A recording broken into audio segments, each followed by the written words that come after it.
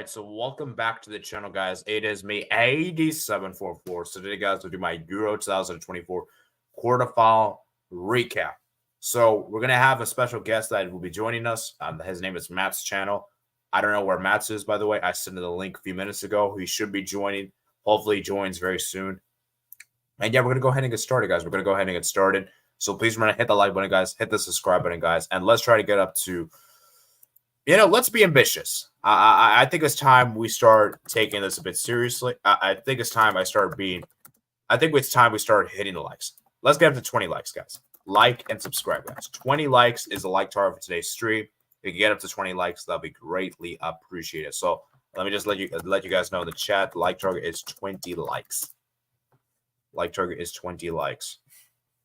So where is everyone, man? Where is everyone? Indeed, man. Where is everyone? So currently waiting on Matt's. I'm not sure where Matt's is. I sent the link. Hopefully he joins very soon. Let's wait a few minutes, I suppose. Maybe he'll join a bit. Maybe he'll join a little later. And yeah, we're gonna go ahead and do this, guys. So we're gonna do a quarterfinal review, and then we'll briefly touch upon the semifinals. Briefly. I don't know how much time we're gonna have for the semis, but we will briefly touch upon the semis. Darius Patru says, hello and vamos España. Yeah, you must be happy as a Spanish fan, Darius. Dingus says, hello, man. Thank you for joining. Thank you for joining, Dingus. Thank you for joining, Dingus. Thank you for joining.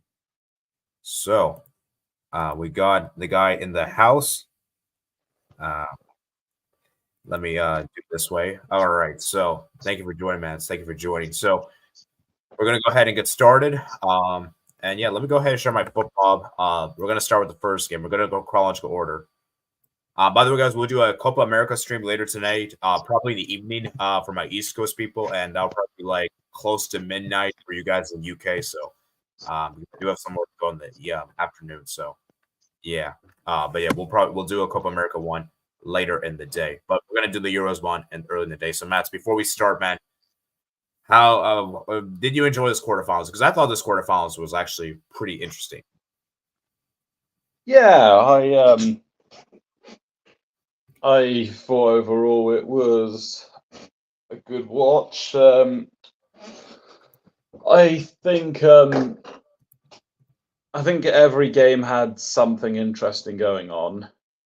And we shall see what there is to talk about.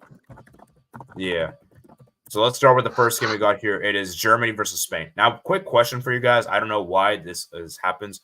Why does the home nation always get viewed on the right when they should be in the left? Like, can Andrew explain that to me? Because I've seen that a lot. I never understand. I never understand that. It just doesn't make sense to me. I mean, I can understand on the third group stage game, but I don't know why on the quarterfinal for this quarterfinal, and they would have been on the left side if they'd won. Yeah. Anyways, that's France were on the right side for the semi-finals of their Euros, but I digress. Yeah, it's a pretty trivial issue. It's not really a big deal, but yeah, I mean, it's just a bit weird to me. But anyways, let's talk about this game. I've already given my thoughts, so I'll just give you guys my quick thoughts again. I thought for me, Germany made a bad decision. I think the starting 11 was a bit questionable. I don't know why Emre Can was starting. I don't know why Sané was starting, because both those players were terrible. And there's a reason why both got hooked at halftime. You know it's bad when you're getting hooked at halftime if it's not injury related. Do you agree, Matt? So yeah. Well, to be fair to them, they were off before the first goal came in. Yeah, no, I understand, but I'm just saying is that the two of those shouldn't have started. Do you agree? Yeah, they're not the best options. Yeah, and I think in that first half, Germany were not good in that first half. I thought Spain were honestly better. Spain created a lot of chances. They had some shots, and Germany were just hanging on. Now, Germany did have some chances of their own. They were going the counterattack. But it felt like every time Germany got a chance, it was through counterattack. Spain were just creating from open play. And I mean, I'll just show you guys the stats here in the first half. It was just so bad from Germany that first half. like 3 shots, 2 on target, 8 shots for Spain, 4 on target. So I just saw Spain for me were in the ascendancy. And I think Nagelsmann knew he had to make the right change. Then obviously that Pedri injury, man. That Pedri injury was so sad. I don't know, man. Pedri just gets so injured so much. And Toni Kroos, what he did to Pedri was despicable. That honestly, should that have been a straight red? Probably not. Yeah. But yeah, I mean, he did make a lot of fouls throughout the game. But yeah, that Pedri injury was terrible. But anyways, do you have any thoughts on the first half in particular, Mats? Well, I thought both sides started well and the game got interesting. Then for the rest of the second half, it did die down a bit. Overall, I think both teams competed well. I mean, we saw most of it from Germany when they had to. But so I thought we saw a good contest, but in the end, I thought Spain did enough to justify their win. Wait, sorry, Matt. I just want to hear your thoughts for the first half, just first half now. Okay, well, I think I've summed it up pretty well. Kroos was a bit. You could say he was a bit reckless at times. Yeah. But I think whilst it started well, I think the game got more interesting as it grew on. Yeah, I feel like the first half there isn't really a lot of talking points other than the fact that Pedri got injured and then obviously Toni Kroos did that challenge. But there's not really much else to say about the first half. I thought Spain, for me, were better. They created the better chances, and Germany were really underwhelming that first half. But then the second half started, and Dani Olmo scored a great goal. You know, Dani Olmo's underrated, man, in my opinion, because Dani Olmo's been one of Spain's most. He's been a player that no one really talks about for Spain that much. So, you know, everyone talks about Pedri, everyone talks about Yamal, Nico Williams. No one really talks about Dani Olmo. Dani Olmo's been consistent for Spain in this Euros. And he scored and Dani Olmo came on for Pedri. Yeah. And there was actually some shouts. I'm going to be honest with you guys. I think Pedri's not been good in this Euros. Like, compared to last Euros, he was amazing. Last Euros, he was amazing. This Euros, he's not been good. And I think maybe you can make an argument that Dani Olmo should start. Now, obviously, Pedri is now injured, so Dani Olmo probably will now start. And for Spain, as I said, they went 1-0 up, and then they pretty much parked the bus. Do you think that was a mistake on De La Fuente, or do you think that it was the right decision? Because I personally think it was the wrong decision. Yes and no. I think they needed to be more solid at the back after the goal went in, but perhaps they could have had a higher defensive block. I mean, it's a bit of a nitpick because they managed to come out with the right result, but yeah. Do you excuse me for just a minute? Yeah. All right. So, but yeah, as I was saying, I just think I just think that Germany, I just think Spain went a bit too defensive after taking the lead. And I think that ultimately paid because Germany were creating a lot of chances. Second half. They could have easily scored. They could have scored some goals if it wasn't for Unai Simon. Havertz missed so many chances. Füllkrug missed. And Germany was just knocking on the door. Thomas Muller had a chance there. Germany just knocking. Füllkrug had a chance. 77th. And then finally, coming off the bench, Florian Wirtz scored a fantastic goal. Great cross in there for Kimmich. And guys, at that point, I'm thinking to myself, okay, Germany's back in this. It's 1-1. Germany will probably win this in extra time. But then as extra time came on, Spain actually looked more hungry for the goal. They wanted that goal desperately.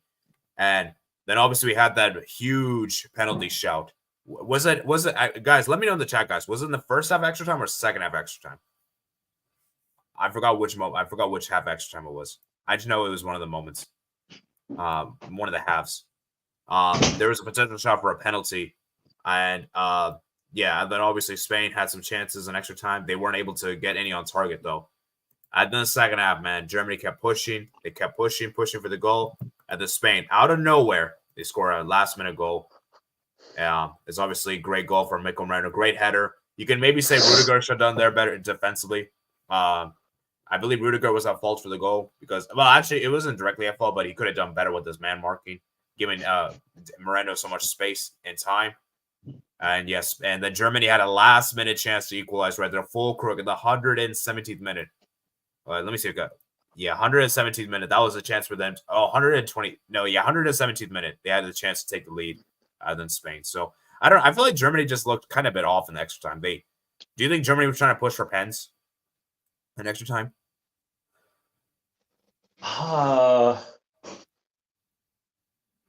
Well, you'd imagine Nagelsmann would be more forward thinking, but I'd imagine he would settle for pens if he'd have to.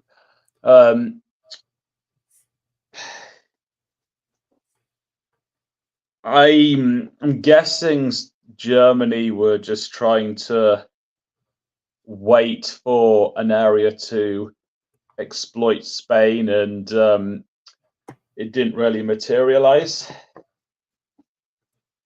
Yeah. I just think that for me, for Germany, I don't know. I just felt like Germany weren't as like pressing for the second goal as they were for the first goal. I feel like Germany were obviously they were pushing for the goal, but I don't know. I just felt like Spain just wanted it more. I don't know. I'm trying. I don't know how to explain this. Do you understand what I'm saying, Mats? A bit. So, yeah, Spain wins the game 2-1, and extra time. Mikel Merino there with the last minute header, 119th, and Germany hard gets broken, guys. And by the way, guys, I believe this is the worst performance from a host nation in the Euros in a while. They're the first nation to go out of the quarterfinals, which is actually crazy. So, to be fair, that's it's the worst since 2012, when Poland and Ukraine went out the group stage. Oh, okay. Sorry. And technically, you could say that last tournament as well, because Scotland were a host nation and they went out the group. Same with Russia. I won't spend all day trying to figure out who the rest were, but nonetheless. Yeah. No, I just feel like for me, I mean, like, they're the worst nation in terms of knockout stage. Like, I think in terms of host nations that made the knockouts, I think I read that no host nation has ever gone to the quarterfinals. Like, host nations make it to at least semifinals. So, whatever they advanced. I think that was a stat I read. But yeah, what I'm trying to say... although that does disguise the fact that the Euros weren't a 2014 tournament with one extra knockout round until 2016. Yeah, that is true. That is true. We have to also take that into consideration. Nonetheless, though, Germany is the first host nation to go out in the quarterfinals. That's the stat that I'm pretty sure it's true. And for Spain, as I said, by the way, guys, this is the first time Spain have been the host nations in the Euros in their history. So that's actually, it's not history in Euros, and just to mean in general. Spain never defeated a host nation before in their history. So that's actually a pretty crazy stat for you guys. And by the way, guys, Germany are still winless against Spain since 1988. So it was a close game. It was a game of a lot of chances for both teams, but ultimately Spain just about deserved it. And Germany, as I said, man, I feel like Germany woke up. Germany came alive into this game a bit too late. I think if Germany hadn't started, if they had started the best players, this could have been a different game. But as I said, credit to Spain. You have to give credit to Spain, and Spain are in the semifinals of the Euros. So, yeah, we kind of a small. We don't have a lot of people here for today, which is kind of sad.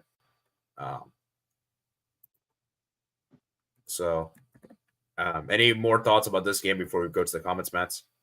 Yes, I don't think the handball shout was a penalty on Marc Cucurella. His arm was in a natural position, and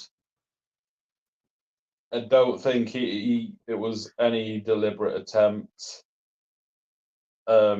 which doesn't always define a penalty or not. But in that case, I don't think it was a legitimate enough shout to be a penalty. Oh yeah, thank you for bringing that up. I completely forgot to talk about that. That was a big moment of the game. I think. And yeah, let me just say this right now. Mention it. Yeah, let me just say this right now, guys. Anthony Taylor was a horrible referee. He was given so many fouls, and I don't know how Toni Kroos stayed on the pitch because he committed so many fouls throughout the game. I guess it was probably because of his last game tax. That's probably the reason why. He didn't want to send him off. But yeah, I mean, yeah, I don't know. The referee was just terrible on the day. Do you agree Anthony Taylor did a bad job officiating this game? I've seen him do worse, but he was not great. Yeah. So for Spain, as I said, man, let's go through some comments and then we're going to go to the next game, I suppose. Hello. Okay. Hello, Dingus. Spain versus Germany was so good. And North American sports leagues like the NFL, MLB, the home team is usually the one on the right. Example, away at home. Poor Toni Kroos is now retired of football. Yeah, this was Toni Kroos' last game in Germany history. It's obviously a sad way to bow out. But like I said, Toni Kroos has had an insane career. Winning the World Cup with Germany, winning the 6 Champions Leagues, winning the league titles with Real Madrid and Bayern, respectively. I think Toni Kroos had an amazing career. Sure, he's not won the Euros, which is actually crazy. He's not won the Euros, but I don't think it's going to be a big deal for Toni Kroos. And I think Toni Kroos rather win a World Cup than a Euro. So obviously, it would have been like a cherry on top, No Pedri, shame. Yeah, shame. The dealer should never be on UEFA matches. Ban him. Horrible referee. It was 2-1 extra time. Same for Switzerland, Austria out of the group stage 2008. Yeah, I know it was 2-1 extra time. One thing I want to say before we move to the next game, guys, is that Thomas Muller has never scored in the Euros. He's never done. So I'm not making this out. If you guys don't believe me, you guys can fact check it. Thomas Muller has never scored in the Euros. Matt, is that crazy to believe? A bit, yes. Yeah, it's insane because the amount of goals he scored for Germany in the World Cup. And yeah, so yeah, I don't know. I mean, well, what do you before we move actually to the next game? What do you think went wrong for Germany? Do you think it was the fact that?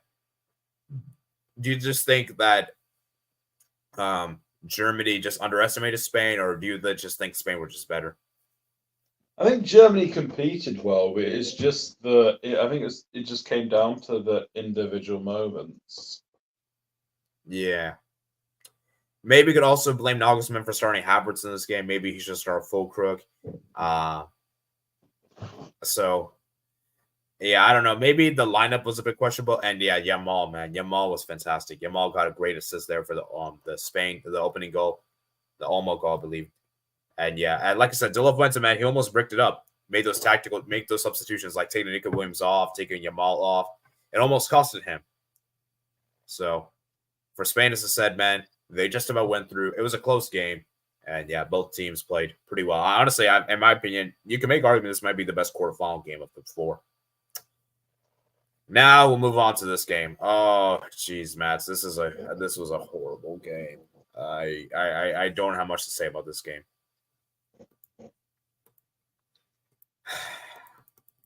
I'll let you start first because sorry. What were you saying? You were going to talk about the game, were you? No, I'll let you go first for this one. I thought it got off to a decent start. Then not much was happening. And then I think as things grew on in the second half, we saw Portugal start getting to get more chances. They had I think overall they did the better in the 125 minutes. France did miss some big chances, like with Kolo Muani and Camavinga. I think Dembele certainly did improve things when like with his movement, the speed, and maybe something could happen.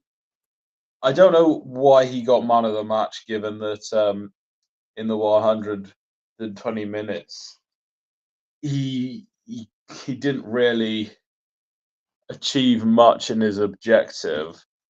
But he did decent. But probably would have given the man of the match to like Saliba or somebody like that.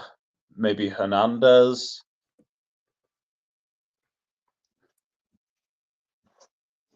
But for Portugal, they definitely could have done more. And I had the feeling that Francisco Conceição was going to score the winner like he did against the Czech Republic, but not to be. And also worth mentioning that I think this is Pepe's last game and could potentially be Cristiano Ronaldo's last game as well.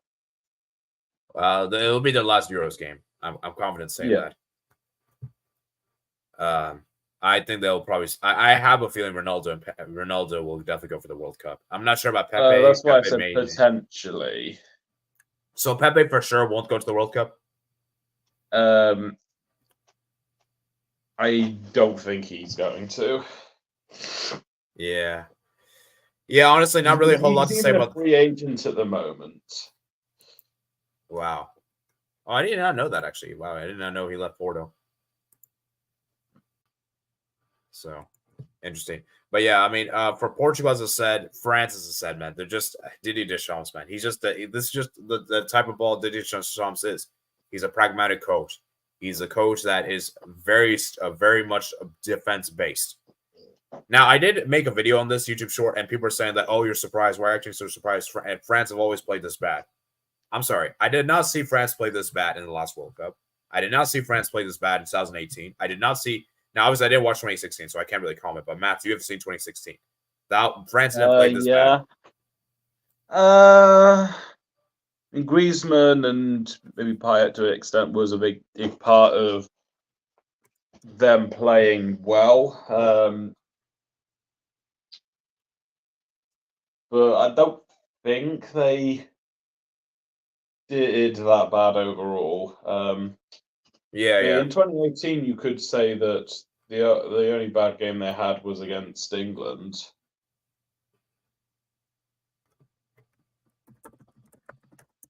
Yeah. No, but what I'm saying here for France is that this is what they do. They're always defense based, and this is what Didier Deschamps is. And France have always been more defensive and solid. But I haven't seen France be. Oh, sorry, what were you saying? And the reason too, Deschamps being defensive is because he played he played at Juventus and he played with some of the best Italians at a time when Italy were like best known for like being defensive warriors, and therefore he had that inspired to install that into himself. Yeah, but what I'm saying here is that Didier Deschamps, he's just a defensive coach. That's what he is, and you have to give credit what he's done because he's been one of France's. He's probably been one of France's best managers in recent years. Actually, would you? Yeah, actually, he's probably been one of France's best managers of all time. Maybe you could say that. I don't know who was managing in 98 and 2000, but he's been the best manager since then. Oh yeah, for sure. And for France, as I said, man, I think one of the reasons why France have not been great in this Euros, fun to watch, is Griezmann's not been great. Obviously, people are going to bring up Mbappe. We'll talk about him in a bit, but Griezmann was integral to France playing well in the last couple of major international tournaments. Because that's interesting. Because I think we saw how Griezmann was carrying that France team in 2022 and 2018, and 2016. Griezmann's just been integral. With Griezmann not being in this good form, you see France not being great. Now, I still don't understand why Giroud is not starting. I don't know why. Maybe Matt's going to explain to me. I have no idea. I understand that Giroud is old. I understand that this is pretty much his last tournament, so you shouldn't use him. You should use him sparingly. But Giroud, I still feel like is better than Wani. I still feel like Giroud can offer more to this team than Marcus Thuram, for instance. I think Giroud should be starting for this team. Do you agree with me, Matt? I'm not sure. I think Giroud has it in him to play a full 90 minutes. Colin Mawani's not been great, to be fair, and Thuram's been disappointing. There's not a lot of good options, to be fair, but you could maybe put Kylian Mbappe at striker, but then again, you could say it's not really my problem. I just feel like Mbappe is best as a winger. I don't like because Mbappe's best asset is his pace. His goal scoring isn't really his main attribute, his main strength. His pace and behind is his main strength. That's what makes Mbappe such a dangerous player, is because the amount of pace he has as a forward, the amount of speed he has, right? So that's why I feel like Mbappe should be played as a winger. So Deschamps, you have to fix that attack, because this attack is very much dysfunctional. The midfield is great. I think Conte once again had a great game. Conte, Kunde also had a great game. Magadan was also great as well. Upamecano, Saliba, Theo Hernandez. Basically, the midfield was great. The defense was great. It's just that attack is really lackluster.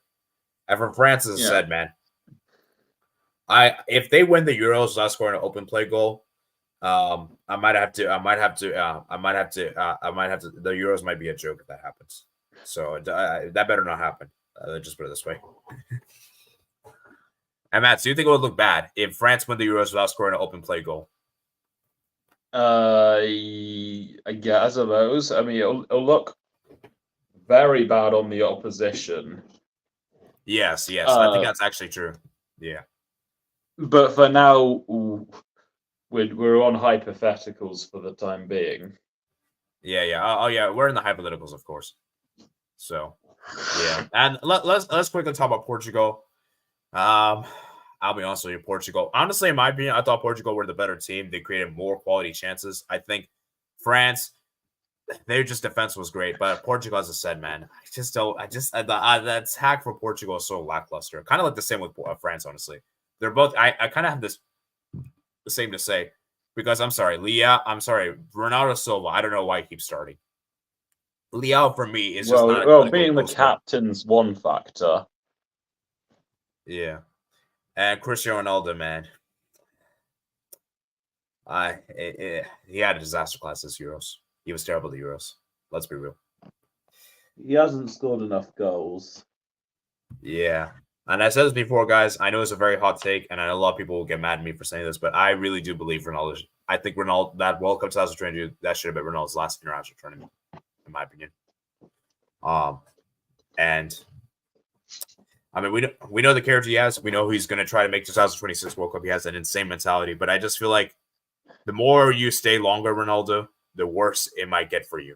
You know, you don't want to overstay. You know, if that makes any sense. You know, do you understand what I'm saying, Matt? Yeah, I understand. The issue for Portugal is that they don't have any really good strikers, because I'm sorry, Gonzalo Ramos is mid. Jota, he's probably better as a super sub, and I feel like Jota's better as a winger. What other Portuguese strikers do you have? So even if Ronaldo didn't start, they didn't really have. There's not really any of the good alternatives, you know.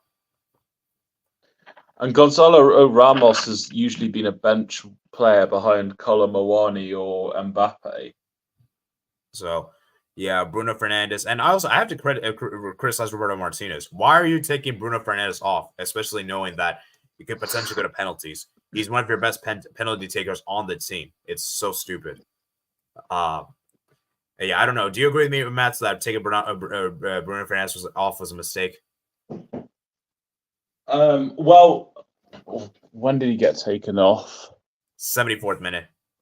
Well, at that stage, Portugal Roberto Martinez wouldn't have been thinking about penalties. He'd be looking to try and win in the game, and if Bruno Fernandes wasn't contributing enough, then I don't think that substitution in and of itself was the difference between Portugal at least taking it to sudden death and not. Portugal have a good depth, so it's kind of understandable, but I don't think that was a big enough of a factor to make them lose. Do you think? Yeah, the Joao Felix coming in the 106th minute. I'm sorry, the Joao Felix. I just don't trust him. I don't trust him, and he missed a penalty. He hit the post, and I believe he was only a player that missed the penalty. Every other player scored, I believe, in the shootout. So yeah, for Portugal, as I said, man, Roberto Martinez, he doesn't know the best 11 for Portugal, and the problem is that for Portugal, he's changed so much the lineups, because I just don't understand why Bernardo Silva keeps starting. I don't know how he played the full game. He should not play the full game, in my opinion. And I just think for Portugal, as I said, man, I don't know. I mean, what is there to say about Portugal, really?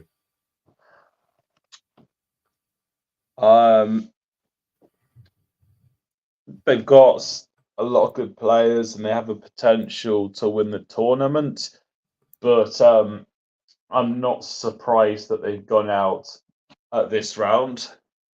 But I did predict them to go out to Group D, be second place, although that was Austria at the time of my predictions. But regardless,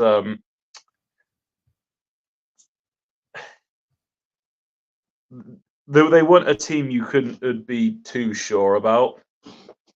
Yeah. I think the thing with Portugal is that they're still underwhelming in knockout stage, guys. Portugal, besides 2016 Euros, they have not been great at knockout stage football. They haven't been for a long time now. They've been underachievers. Would you agree with that, Matt? Yeah, I suppose so. Yeah, so for France and for Portugal, as I said, man, they have to reset for the next World Cup, because next World Cup, we're going to have to see a big changes, because I'm sorry. If Roberto Martinez is still your coach, I don't see Portugal winning it.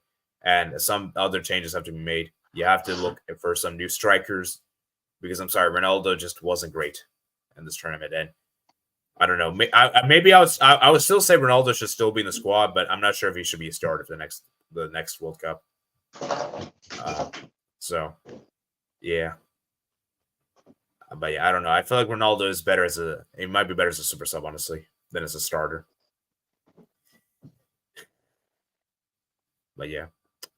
I thought Vitinha was great. I thought Vitinha was probably one of Portugal's best players. I thought Nuno Mendes was great. I thought Pepe was great as well. And yeah, I think those three players were great. And which players stood out for you for Portugal and France? And then we'll move to the next game. Actually, we'll go through the comments and we'll move to the next game. I thought Pepe and Diaz did very well together.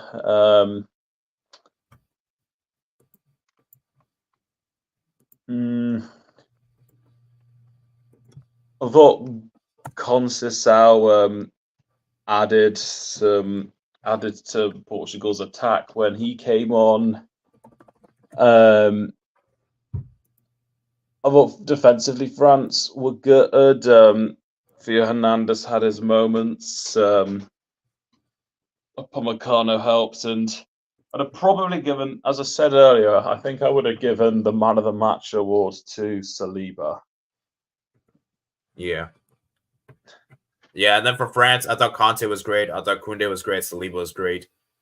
Pretty much those three players, I would say. Mbappe. Yeah. Yeah, Mbappe was not good. Griezmann was bad.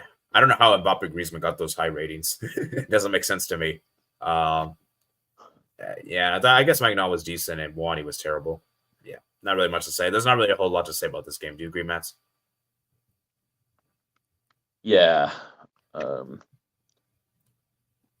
Mike Magnan made some saves, but I don't think he really wowed me in a sense where someone's trying to convince me he's the best goalkeeper in the world. But that's another topic. At least that guy's not here, so we don't have to worry about that. I think there's more than one on that could state that. So yeah. Okay, let's move to the comments. Darius Elbutcher said Portugal versus France was boring. Yeah, this is a boring match. France defense is really good with Mbappe against Cancelo and Diaz.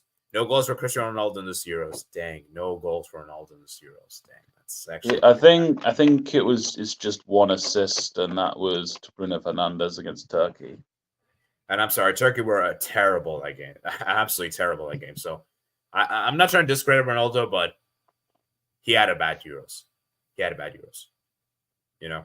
And by the way, I'm not saying this because I hate Ronaldo. By the way, I love Ronaldo. He's one of the best players. I always respect him. I just feel like it's done for Ronaldo. I think Ronaldo should just retire, in my opinion. Or if you're gonna stay in the national team, be a squad option. I don't think he should be a starter, in my opinion. But I know that's gonna trigger a lot of people, so I think I should move. I mean, he'd already won the Euros, but I could certainly imagine why he'd want to stay on to try and win the World Cup. Yeah, because I think Ronaldo wants to play. He wanted to play this Euros because he knows that if he doesn't play this Euros, he's not getting picked for the World Cup. So and he loves playing football. Yeah, and he loves playing. So Darius Butcher says Felix mixed a penalty. Oh my gosh! Actually, let me ask you guys this question: when you guys saw Felix took the penalty, were you guys surprised he missed? Because I wasn't surprised. I didn't have the feeling he would score. I thought he'd get it on target, but he didn't seem like he was in the right frame of mind. Darius Selbutcher said, "Thank you, Pepe and CR7." Alcura says, "My goal of playing the World Cup, it isn't over." I'm sorry. I spoiler alert, Albert. I don't see Portugal win the next World Cup. I don't know. Do you agree with me, Matt? We shall see. Yeah. Well, actually, you know what? It's a bit too early to say, but Portugal have to significantly change if they want to win the next World Cup. All right, let's move to the next game. Significantly, they've got a lot of pieces to do it. Well, let me just say they have to change the structure of the management. Let me put it this way. That will certainly help. Some of the other players have to step up because that's also another thing I want to say about. Okay, last thing I'll say about Portugal before we move on. This team, I feel like it's still Ronaldo. I feel like this team still needs Ronaldo to perform well. We need to see other players in this team step up besides Ronaldo. That's another issue. Do you agree with me, Matt? Yeah.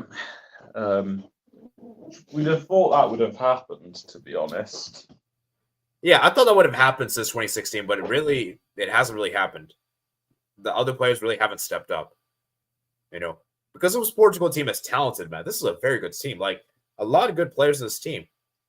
It's just that I still feel like they're trying to. They need to do things on their own. They can't just rely on Ronaldo just to save them through it every time. Because Ronaldo's going through. Ronaldo is getting old, man. He's not the same as he used to be. So yeah. Okay. Anyways, let's move to the next game, man. Let's move to the next game. We got here is England 1, Switzerland 1. I think it's right that you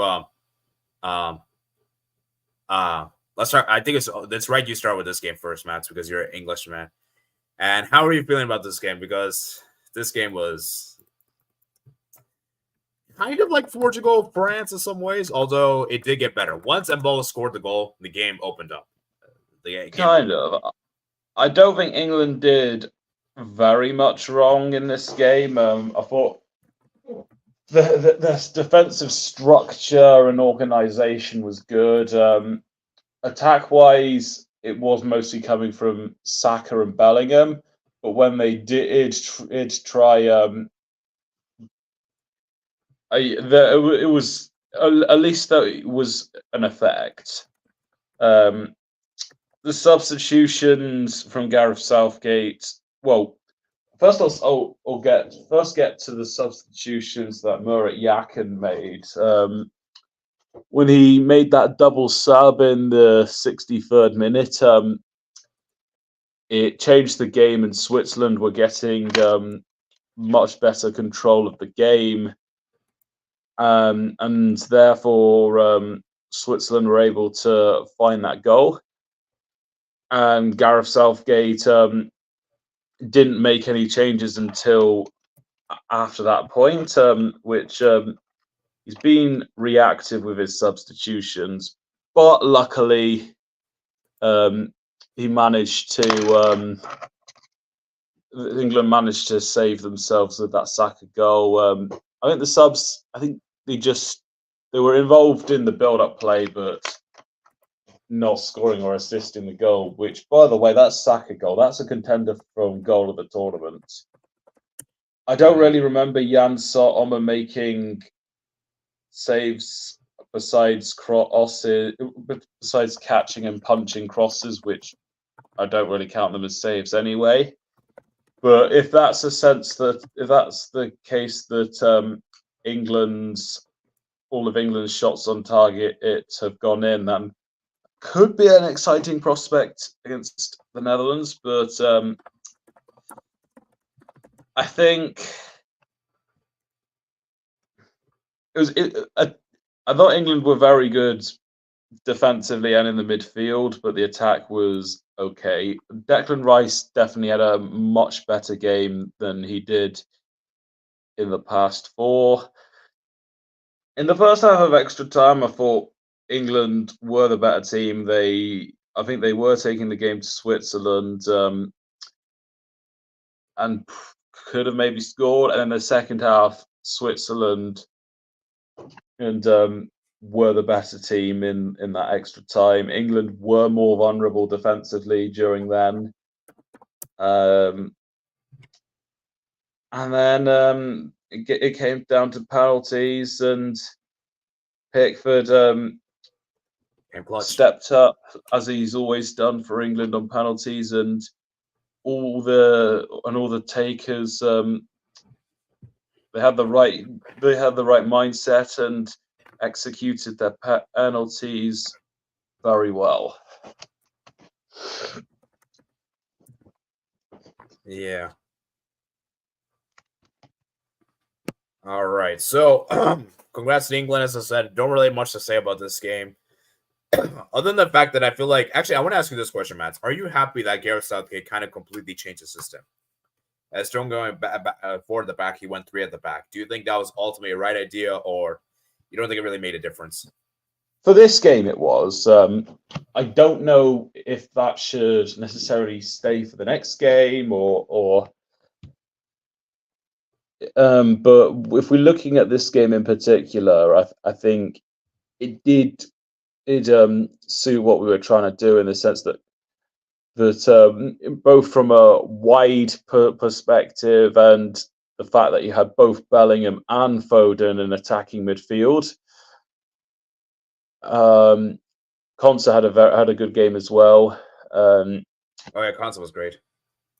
And I think we'll probably see Mark Guehi back, but Konsa is definitely a shout to keep his place. But I do think for this game the formation was right, but for the next game, I don't know what would be the best option. Yeah, and for England, as I said, man, I thought they were kind of they were okay in this game. Like I said, not a whole lot happened. And then Bolo scored the goal, and I was like, let's go. Switzerland finally scored. We finally get a goal there. And I was thinking to myself, actually, how are you feeling, Matt, after you concede that goal? Were you nervous? Were you like, it's okay, we're going to get back? Or like, how are you feeling at the time? I want to know how you're feeling. Well, I think the substitution, the lack of substitutions had came to mind after that had happened. And then I suppose I was thinking that I was gonna be feeling worse about what was going on the more time went on, and or if England didn't have enough chances. But thankfully, England's goal actually only came 5 minutes later. Yeah, but that was probably actually felt. I don't entirely remember what I was feeling between the two goals, but I do remember that I was feeling more nervous in the last 10 minutes of extra time. Yeah. Extra time was actually pretty close because I think Shaqiri almost scored, I think, if I remember correctly. And extra time, if I remember correctly. I think he hit the corner of the goal frame. Oh, yeah. The frame. Okay, I see. Yeah. So, I mean, the 2 extra times that should just tell you everything you need to know in terms of who was the better. Pretty much all the action, barring maybe one moment at the end, was at the goal where the Swiss fans were behind. Yeah. And the Switzerland man, Akanji missed the penalty. It was not a good penalty. And for Switzerland, as I said, man, I just don't understand why. Yeah, I mean, Akanji taking the first penalty was bad, but the rest of the penalty takes were good. But yeah, I don't know why Akanji did score against France in a penalty shootout out in the past, so he has had experience, even if he did also miss against Spain. Yeah, he missed against Spain. Okafor should have come on. I don't know why Okafor didn't come on, or Dua, if it depends. But yeah. But then again, as I said, though, when you come off the bench, it's difficult to score a penalty. Do you agree?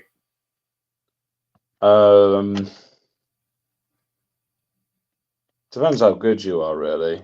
Yeah. There have been players in the past that have scored from penalties off the bench, such as in Villarreal vs Man United. I think Trent Alexander-Arnold came on with 5 minutes to go, to be fair. I think, I think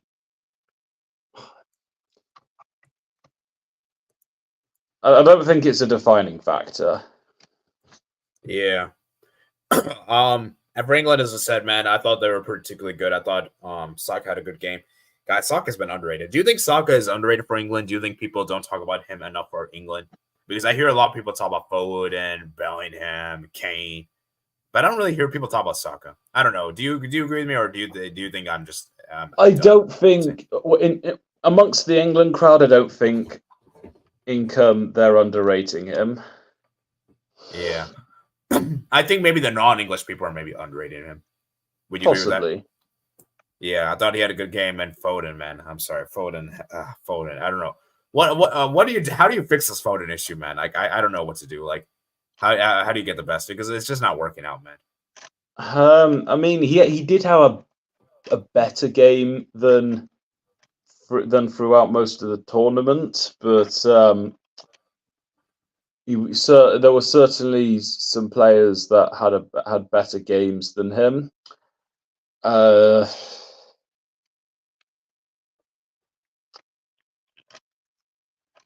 But this is a difficult one. But he's still got the ability and capability to do something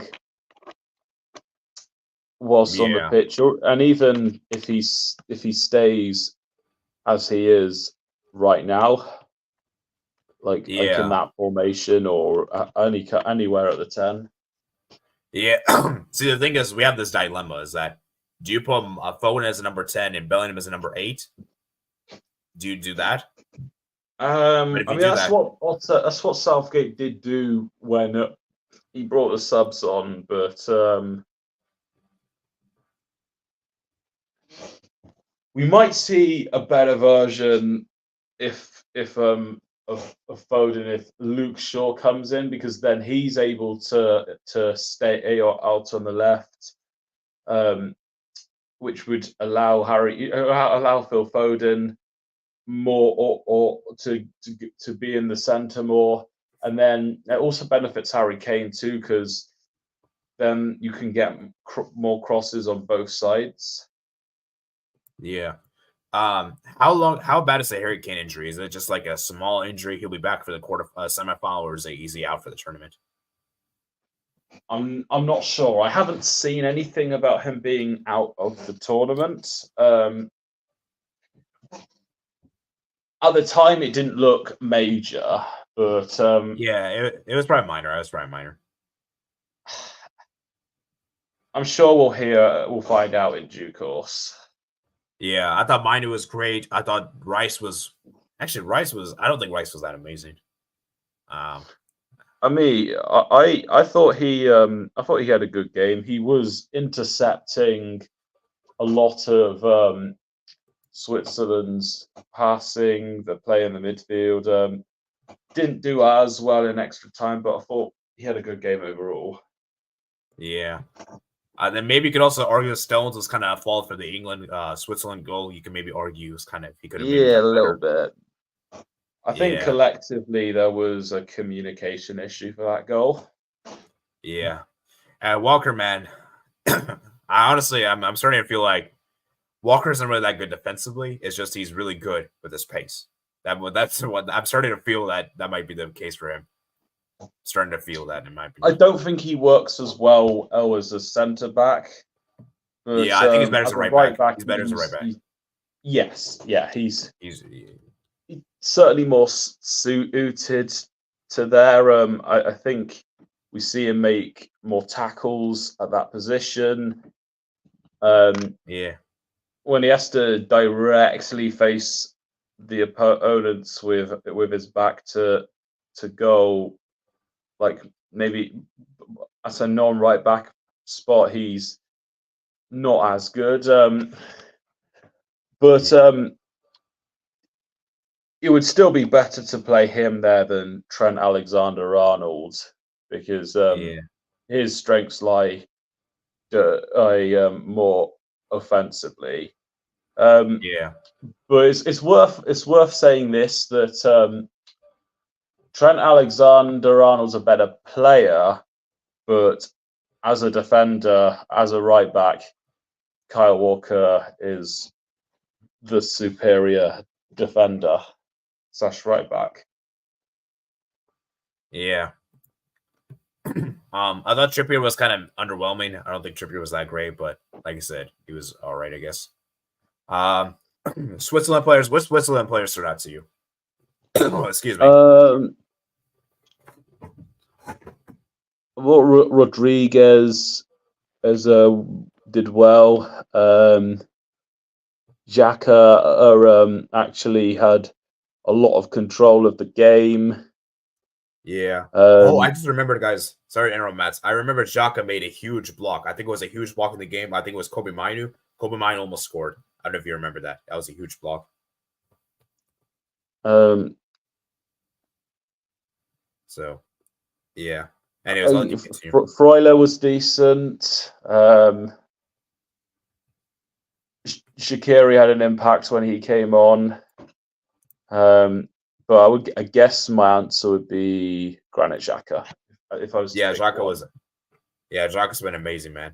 And it's crazy, guys. Switzerland have gone out the Euros without even losing a game. That's insane. So I'm trying to think. Portugal also did the same thing too, I suppose. They didn't lose a game, and they went. Oh, actually, no, they lost to Georgia. Sorry. Yeah, so Switzerland. Yeah, Switzerland is the only undefeated nation that's got eliminated without losing a game. All right, let's go read some of your guys' comments.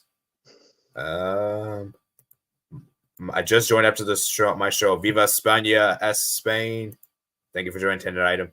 Albert said the thing is, Jota's better than wing, and Ramos is not good. I understand, Albert, but there's got to be some other Portugal strikers coming up. 2026. Isn't Jota also better as like a attacking midfielder and a second striker? Yeah, I don't know. I just think Portugal needs more depth for the striker position for the next World Cup. If it's just those three, then it's bad.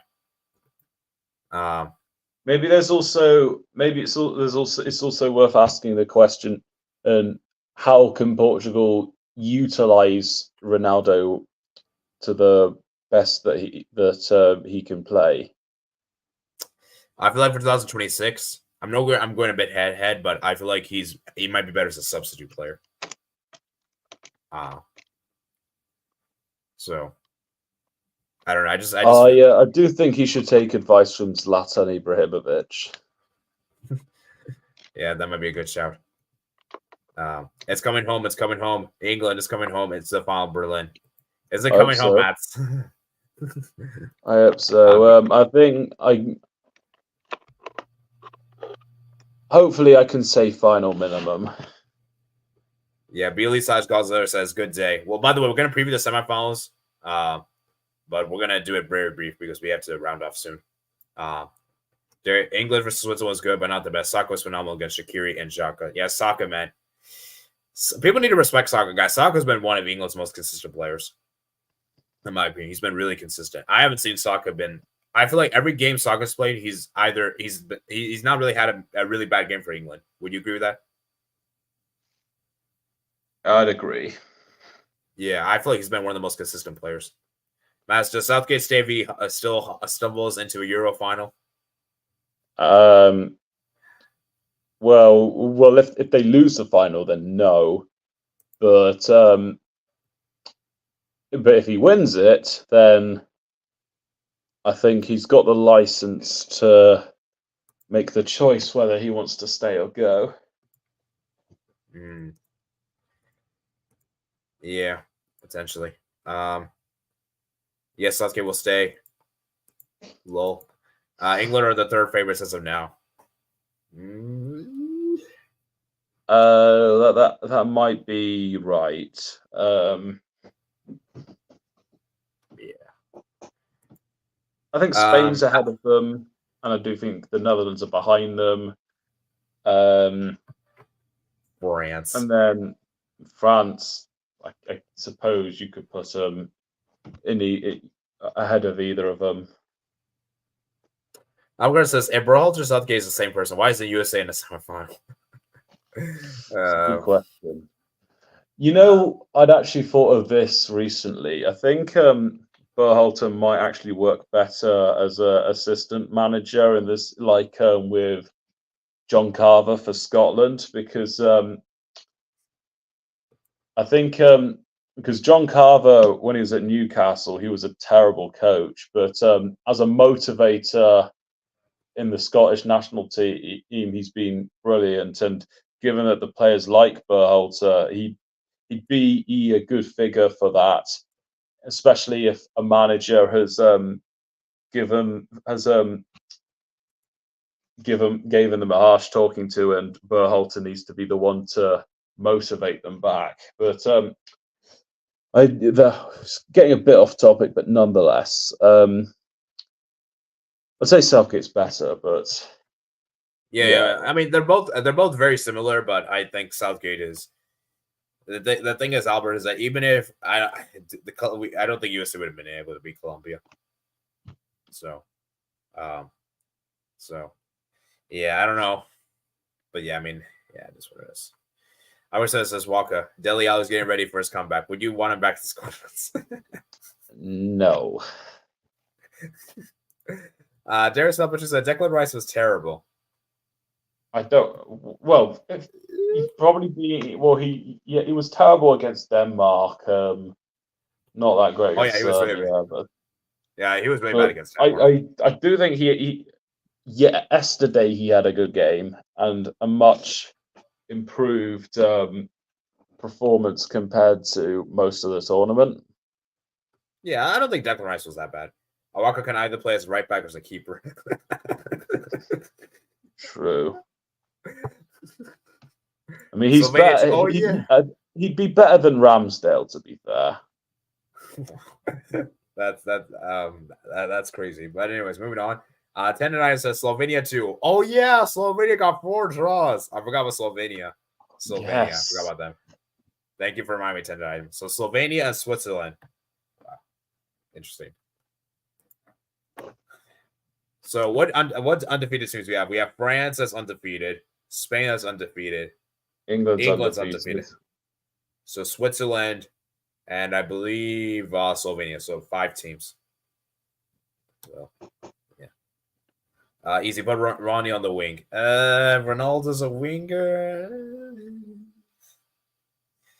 I'm not sure. Actually, what do you think? I don't think that's a good idea, man. Probably not. But if I was to make an argument, he could be one of them that that saves his running for, or I don't know. Maybe he has to stay up high and then he saves the running for when he gets the ball or that kind of thing. Yeah. John Carver. No, don't remind me. Darius Elbridge said Netherlands have 3 wins, 1 loss to 1 draw. Yeah, no, I know. I didn't say Netherlands went undefeated. So, anyways, let's move to the next game. So shout out to England, as I said, man, making it back-to-back semifinals. And for Switzerland, man, it's heartbreak for them. Another quarterfinal exit. But I think Switzerland fans will be happy still for this run because I don't think many Swiss fans were confident before the Euros. And I think the fact they made it to the quarterfinals again was quite insane. Obviously, they wanted to do one step better and make it to semifinals, but they just ran into one of the favorites. So, yeah. And one thing I want to say before we move to the next game. Individual brilliance is saving England once again. Individual brilliance. So, yeah. Let's move to the next game. Netherlands, Turkey. Last game we're going to have, and then we'll briefly preview the semifinals. So, for this game, I don't know. I kind of feel like this game was like a game of 2 halves. I don't know if you agree with my statement. I'd say yes until after it went to 2-1. Yeah, I would say because Turkey were great that first half. I thought Netherlands were particularly not great in that first half. They had a lot of chances, of course, but Netherlands were not great in the first half. They missed. They didn't really create any great opportunities. They had some close chances, and then that header, man, what a cross that is from Güler. Amazing cross that is from him to the center back Akadin. And the second half, man, Netherlands switched on, and I think that substitution Koeman made at halftime was a brilliant change. Bringing up Bergwijn off, bringing Weghorst on, and I think when Weghorst came on, he played as a striker. I think he played as a striker, and I think Depay was more of a winger, right? Certainly, Weghorst was the striker.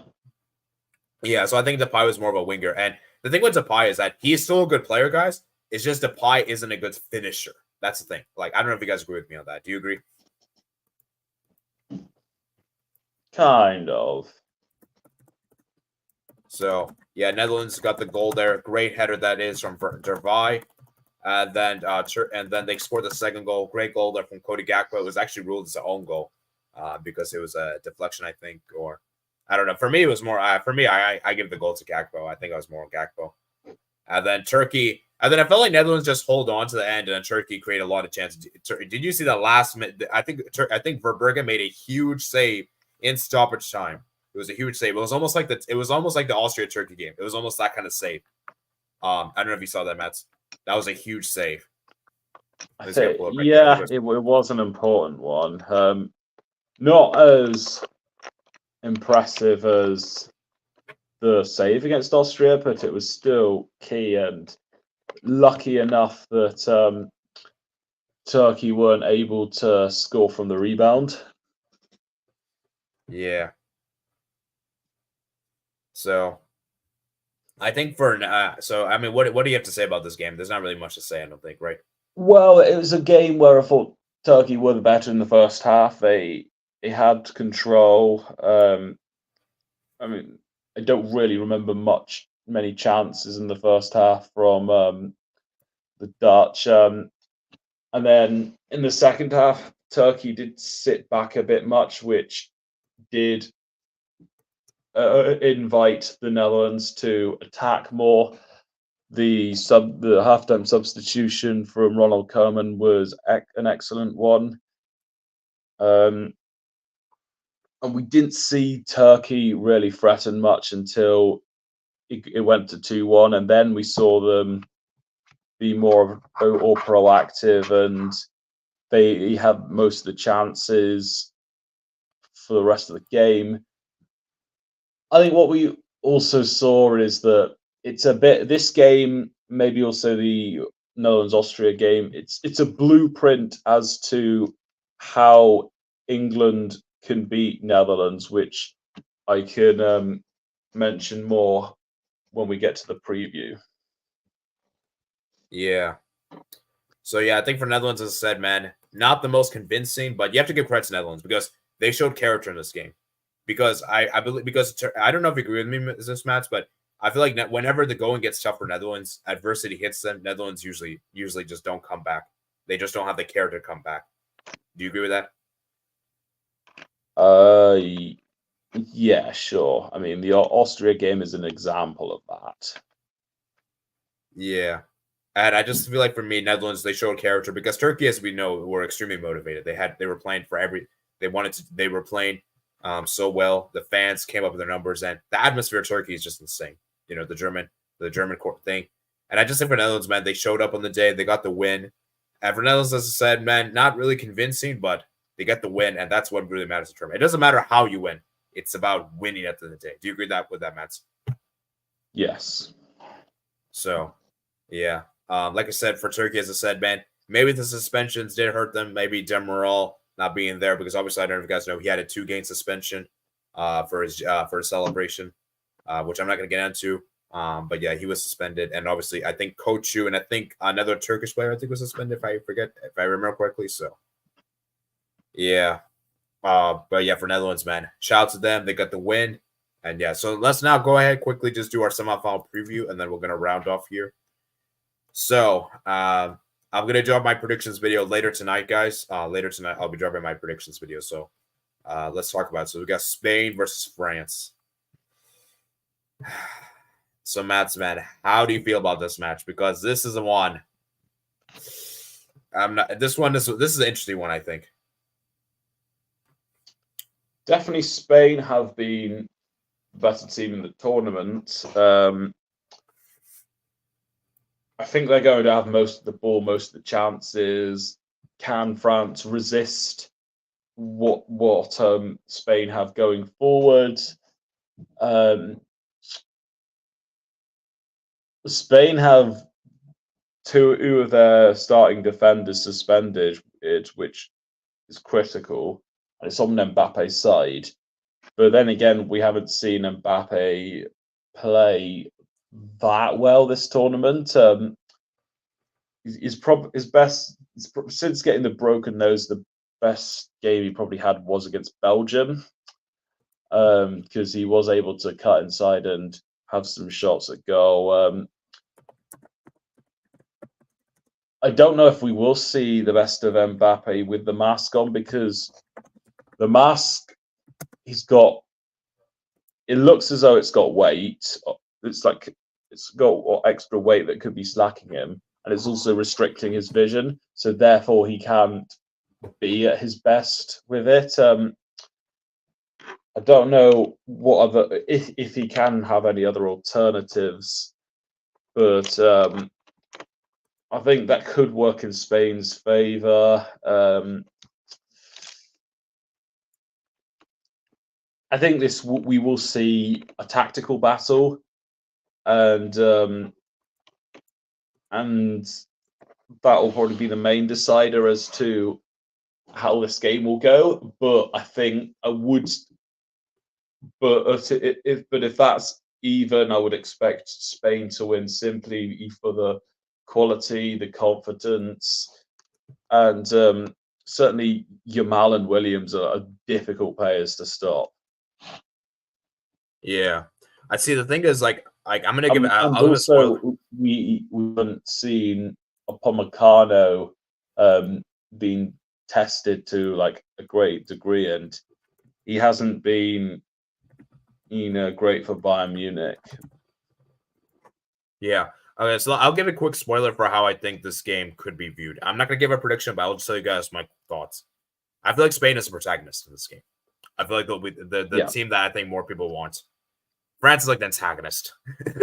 Like Spain play the better football. France just get the results. And the thing with Spain is that they play so well. Now they're going against a France team that are so difficult to beat. Guys, I have a crazy stat for you guys.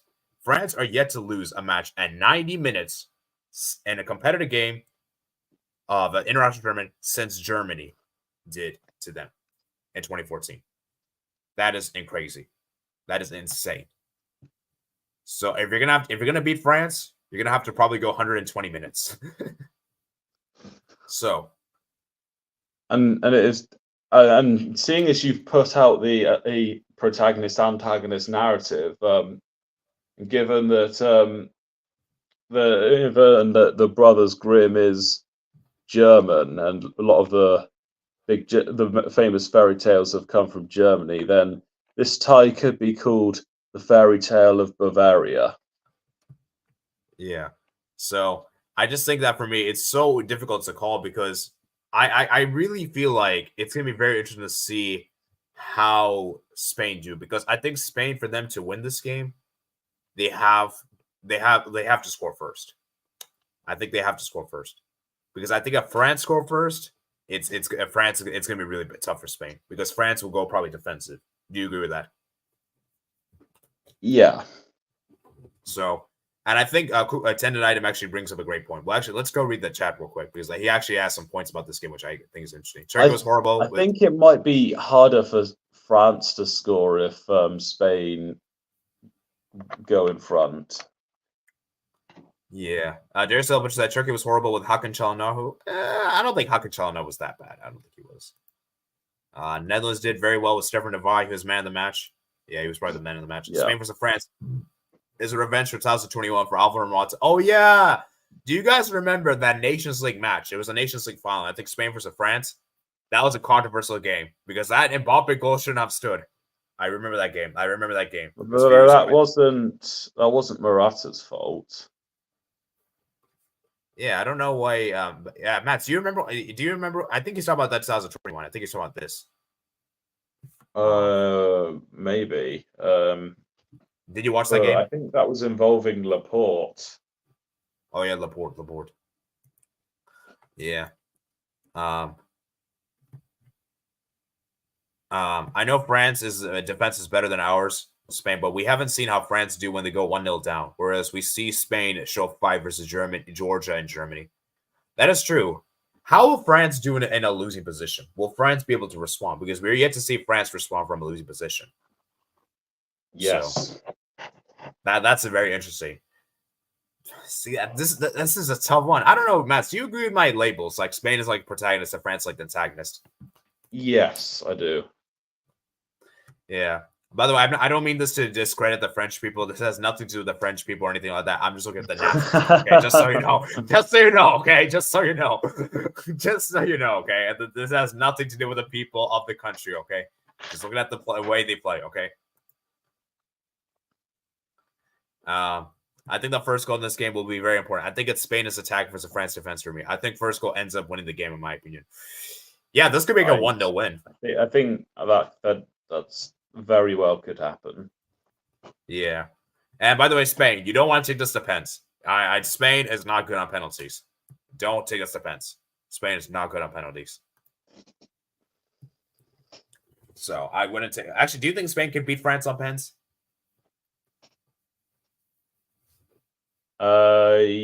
Possibly. I mean, Unai Simon has won 2 penalty shootouts, and he did save.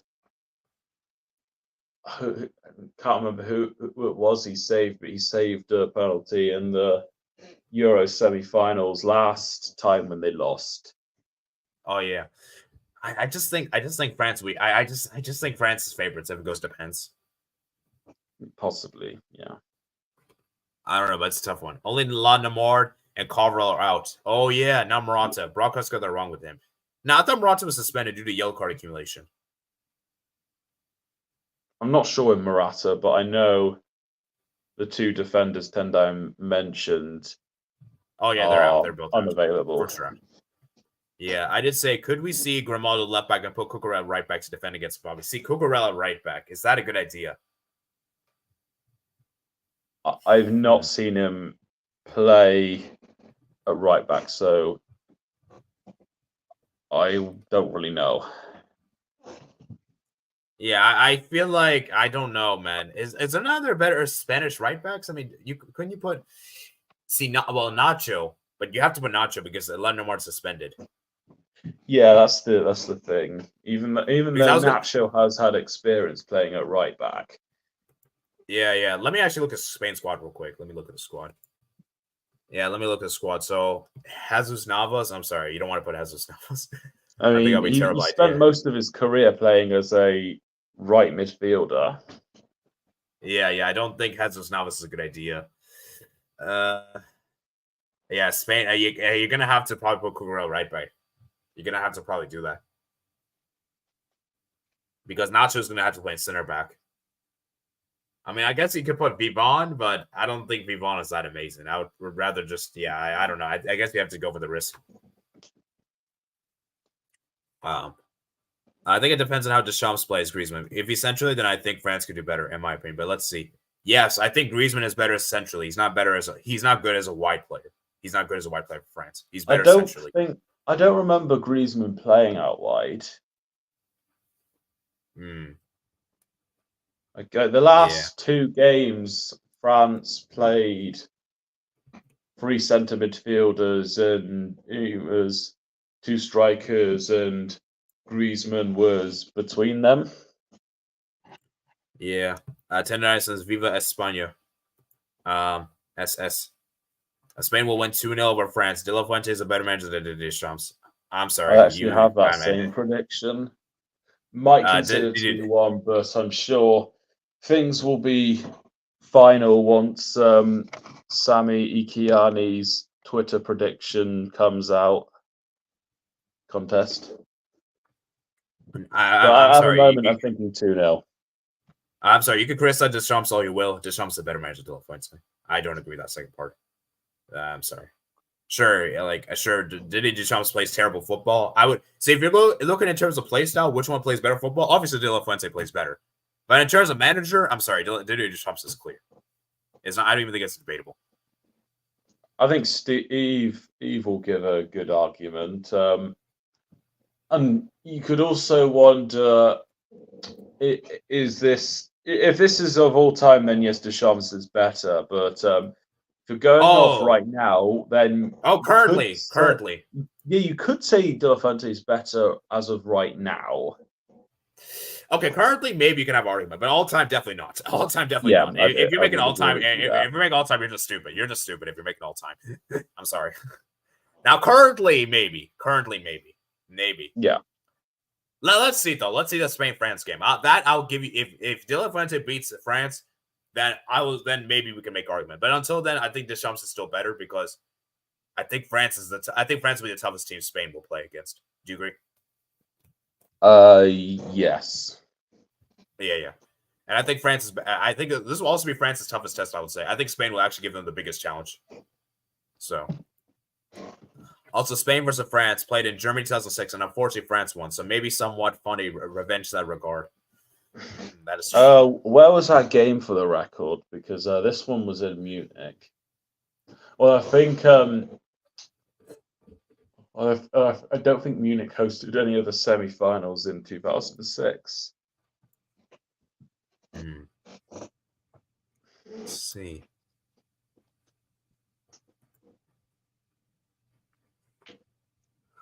Yeah.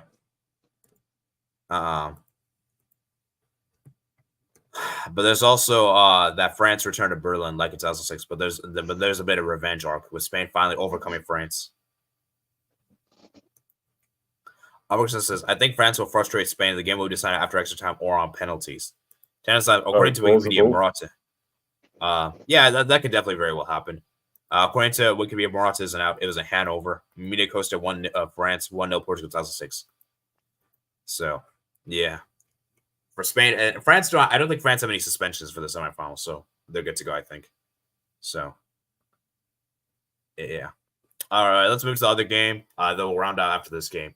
England versus Netherlands, man. Mats, how do you feel about this one? Because I believe I had this matchup in my Euro bracket, but I had it in I think it was the round of 16. Now we're actually going to have it as a semifinal instead of a round of 16.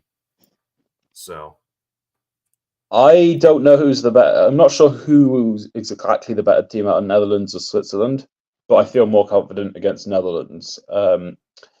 In the last game, I think what we saw, and against Austria as well, that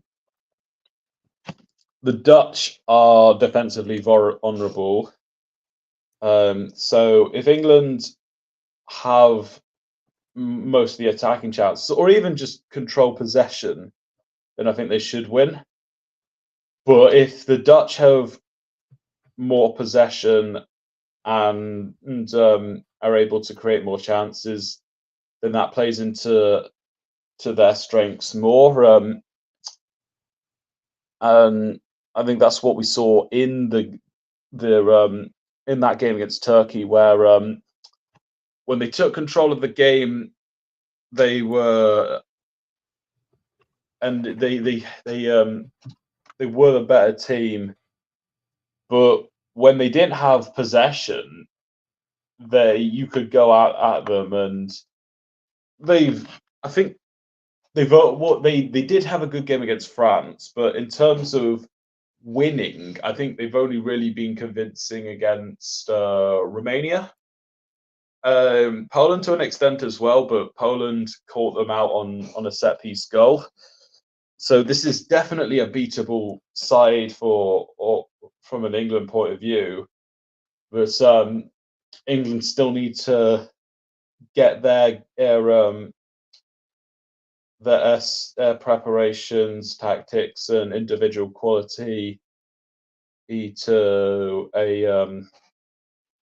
the tactics need to be executed and the players need to show up, or at least two players. But yeah, I feel England can win, but I'm thinking England, and I think England have the better chance to win, but they can lose if they get the game wrong or make too many mistakes. All right. This is a tough one to call because both teams are kind of done around the same. Both teams haven't really been convincing. They've kind of got to the stage, and it's so tough to call because I think both these teams are kind of around the same level. You can maybe say, although I will say England obviously have a better individual. I think England have better big name players than Netherlands, but Netherlands, as we've seen, but you know what is actually interesting? Both of these teams have shown character throughout the tournament. Netherlands showed they had character against Poland. They showed they had character against Turkey, and England have showed they had character against Slovakia and Switzerland. So it's gonna be very tough to call. I think this one's a very tough one to call. Now, Matt, I got a question for you. If it goes to pens, would you be confident of your chances? Yeah, why not? Even though one advantage the Dutch will have is that they will have seen whoever steps up again where they've put it. So that does, I suppose that would give our players a bit of a limitations, like with Cole Palmer, for example. But I think we've got more of a momentum with penalty shootout records, seeing as the Netherlands they lost to Argentina in the World Cup. I don't really think they've had many others since or any others since 2014, and that was with a different squad of players. Yeah, I think the thing is like, but the thing is like we also have to take this consideration. Teams don't usually win penalty shootouts back to back. It's really rare you see that. So I think only Italy did it last. Well, in terms of last tournament, only Italy did it, and they went on to win the tournament. yeah, but do you agree with me? It's really rare to Switzerland see that, right? weren't able to replicate it. Spain weren't able to do it again. Portugal. And Portugal haven't this time around. So it won't be easy. And the fact that Verbergen's been able to see where Cole Palmer's placed his penalty, would likely step up again. It's the same with Ivan Toney, although Harry Kane could stay on if he's playing. For England, I don't think you should take this to pens. I think taking a pens is a bad idea, and that's the one criticism. That's the one. Yeah, I don't think they'll try to, but it may be a matter of waiting to try and catch the Dutch out. And that's another thing. What I haven't seen enough from Gareth Southgate is in big games is trying to exploit the opponent's weaknesses. yes. I think that's going to be if we're able to do if he is able to do that in this game, then that's going to give England the best chance of winning. like I don't think, for example, in two of the games against Italy, one in the Euros and one in the Nations League, the lack of pace from Bonucci wasn't exploited nearly enough. That's just two examples, but I think whilst England can still win this in various ways. To have the best chance of winning, we've got to stop the Dutch having a lot of possession to create chances, and we've got to exploit the lapses in their defense. Yeah, I would say Netherlands. I think the weakness they have is they're not good with set pieces. They're not good at defending set pieces. I think that's been one of the weaknesses. Would you agree with that? Yeah. Yeah, I think that's something that England can exploit. But does that also concern you that England are coming to this one kind of playing an extra match, essentially? Well, like 1/3 of a match, because Netherlands are coming to this one having not played extra time at all in the round 16 and the quarterfinals. So it would concern me more if England had played second, because at least you can say that England have played beforehand and have had the extra recovery time, but it might play a factor, but I'm not worried too much. All right, that's fair. That's fair. Let's go through you guys' comments, and then we're gonna round up here. But yeah, it should be an interesting game. Like this Netherlands-England game is gonna be interesting. I'm very conflicted. I still haven't made my mind. I completely haven't made my mind. So yeah. Munich hosted France 1-0 Portugal 2006. Gareth Southgate versus Ronald Koeman. So yeah, it's basically the reverse of what's going to happen in the Euros, where in the World Cup the semi-finals started in Dortmund and ended in Munich. But this coming week, the semi-finals will be in Munich and then Dortmund. Yeah. Yeah. All right. I think England will win extra time 2-1. Gareth Southgate versus Ronald Koeman. I could see this being Netherlands 1-0. Also, recent history of Netherlands with England 3-1 Nations League. Well, it is a Nations League, so we can't really beat. And also, yeah, I did remember that. Also, a lot of England's current players weren't there. Like Bellingham, Foden, yeah, Saka, those guys weren't there. They weren't there. Konsa and Guehi, whichever of them play, they weren't there. I'm wondering if Kyle Walker even played that game.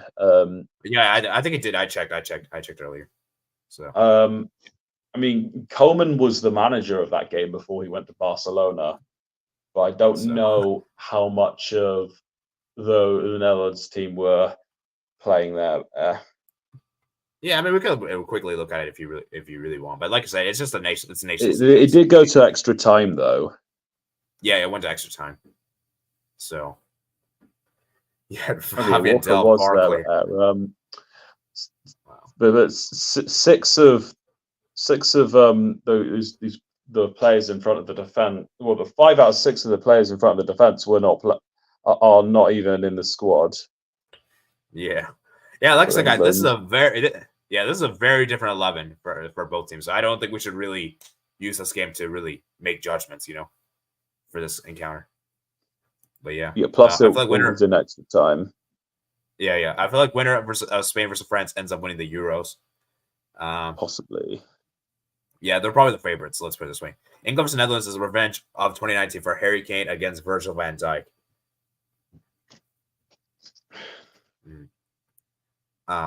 If we get Spain versus Netherlands final, we get South Africa 2010 back, but same result. Ooh.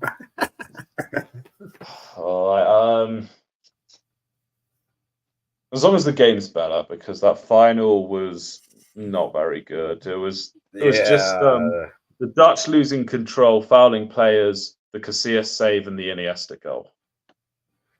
Yeah, I mean, I think this won't be better to watch than that one final. Yeah, I'm sure it will be. I was going to say, RJ want to turn out penalties. That's true. No, He's not wrong that they won the final on penalties. Okay, but you can't say they won that. You can't say they just scored only penalties. You can't, because I feel like he's trying they are. To be fair, they are also another team that won on back-to-back penalties. Yeah, no, they didn't win back-to-back shootouts. Well, they didn't win on back-to-back games, but they did win on back-to-back shootouts. Oh yeah, so yeah. For me, I got the final Spain versus England, and Spain won the Euros for the first time. Fair enough. I wanted France versus England final. France versus England, probably the worst final ever. Who wants it? Hey, okay, guys, let me beating France would feel a lot better than. Well, actually, not a lot better, but beating France would have would feel great. I'd rather Spain got to the final, but I feel as I could be more shameless if England are to beat France. Okay, let me put it this way, guys. Let me put it this way.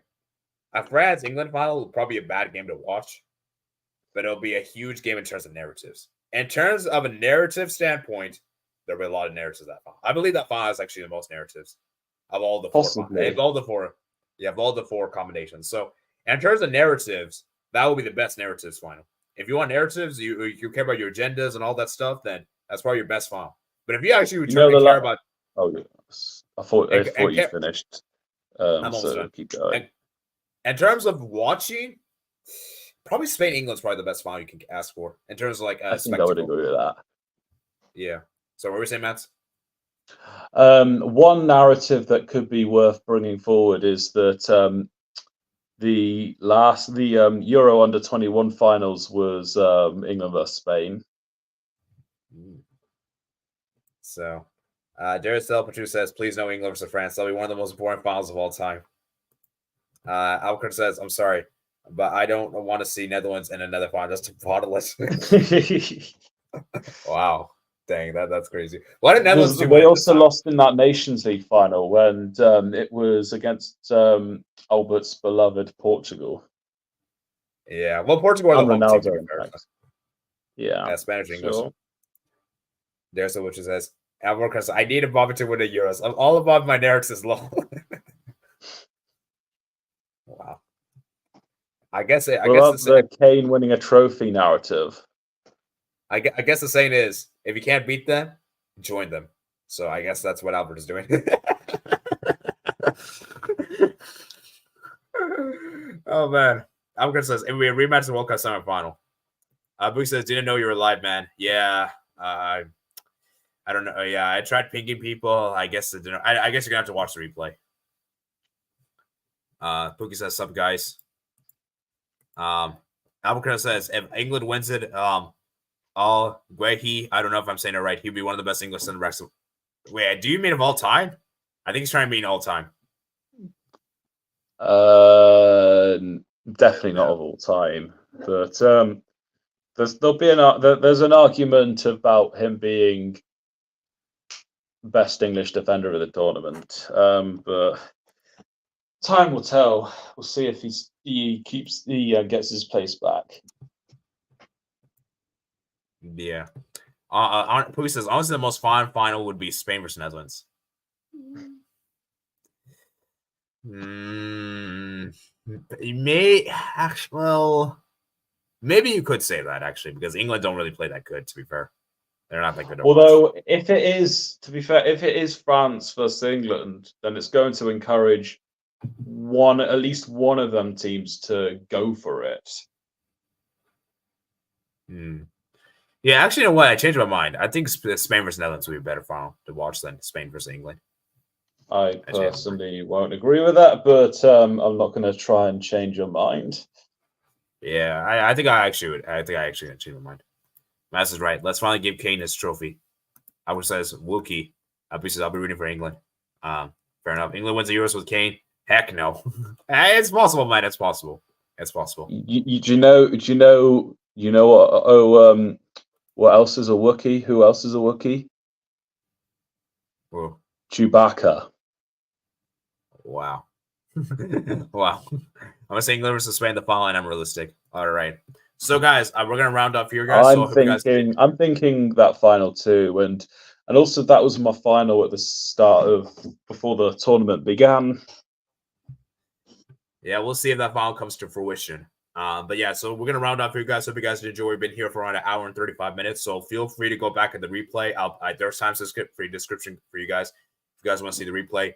Guys, let's get the likes up. And remember, guys, later today, guys, we're gonna be doing the Copa America stream with our beloved Argentina correspondent, and he must be buzzing. He must be buzzing after what happened last night. So we're gonna have him on in the evening time, probably around 8 p.m. Eastern time for you guys, the East Coast.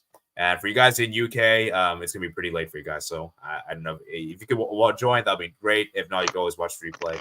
And yeah, so it's gonna be maybe ask if very lame Pichu can be on too. Yeah, maybe we'll see. We'll see. But let's read some final comments. We're gonna head out. Final probably gonna be boring, but doesn't matter who's in the final though. That's the thing is, like, in general, I'm gonna say this right now. Most tournament finals aren't really that great to watch. Like, let's be real. Most tournament finals aren't very good. I know people are gonna bring up to me, oh, what about World Cup 2022 final? Okay, I said most. Okay, I'm sorry. The AFCON final this year wasn't that great to watch. The Asian Cup final wasn't really that great to watch. The World Cup 2018 final wasn't really that great. I'm trying to think of recent years. The last Euros final wasn't really that great. And the last Copa America final wasn't really that great either. So, like, most finals are just not good, really that great and memorable. If you're really on, most finals aren't really that great to watch. I think most finals are usually dramatic, though. That's the thing. Finals are cagey, guys. True. Finals are meant to be cagey. It's meant to be close, you know. And the Euro winner will be facing against Canada. There's so much to say. Thank you very much. Adios. And Kabuki says Colombia, Uruguay. You mean Albert? Yeah. We'll see, man. We'll see. But anyways, I'm gonna round up here, guys. I'll see you guys later tonight, guys. And yeah, guys, remember, guys, to like and subscribe. How many likes were on today's stream? I said I want to get it up to 20 likes. Let's see how many likes we're on. We're currently on 11 likes. 11 likes, guys. 11 likes. All right. I'll see you guys later. Peace out.